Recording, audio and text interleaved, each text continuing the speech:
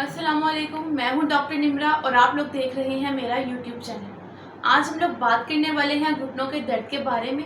आइए बात करते हैं कि ऐसे कौन से सिम्टम्स हैं जिससे हमें पता चलेगा कि हमारे नी में कुछ ना कुछ मसला चल रहा है। तो आइए बात करते हैं कुछ सिम्टम्स के बारे में। सबसे पहले दर्द रहना, पेन, यानी कि जब हम लोग चलते हैं तो हमारे घुटनों में दर्द हो रहा है। अगर हम रेगुलरली चल रहे हैं और तब भी हमारे घुटनों में दर्द हो रहा है तो ये एक खतरे की अलामत है।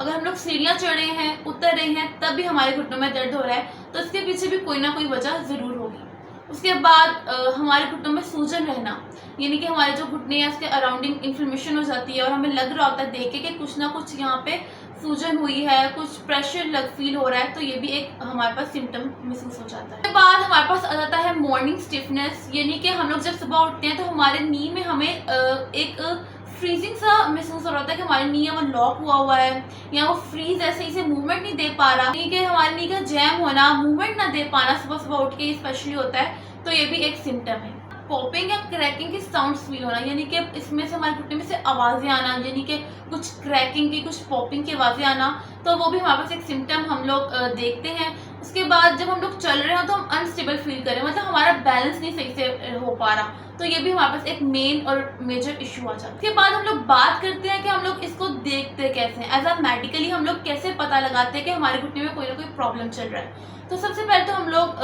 जो भी हमारे पास कंडीशन है, इनसे आपका कोई भी सिम्टम महसूस हो रहा है तो हमें डॉक्टर के पास ज़रूर जाना चाहिए।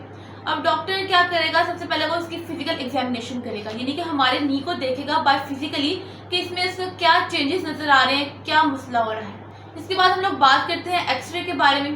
एक्सरे भी हमें बता सकता है कि हमारी नी में कोई ना कोई इशू चल रहा है, तो हमें एक्सरे भी करवा लेना चाहिए अगर इनमें से कोई भी सिम्टम हमें शो। उसके बाद अगर हमें ज़्यादा सीवियर जो भी सिम्टम्स शो हो रहे हैं, डॉक्टर आपको रिकमेंड करेगा तो आप एमआरआई करवाएंगे, एमआरआई की तरफ जाएंगे, जिससे हमें कोई लिगामेंट टीयर हुआ है, कोई मेनिस्कस के हमारे पास टीयर हुआ है, तो वो हमें पता चलेगा कि हमारी नी में ये मसला चल रहा है। और रूमेटॉइड आर्थराइटिस के बारे में मैंने आपको बताया, उसके लिए जो हम लोग हैं वो ब्लड टेस्ट करते हैं। हमें ब्लड टेस्ट के जरिए पता चलता है कि आप लोग इस डिजीज से सफ़र कर रहे हैं।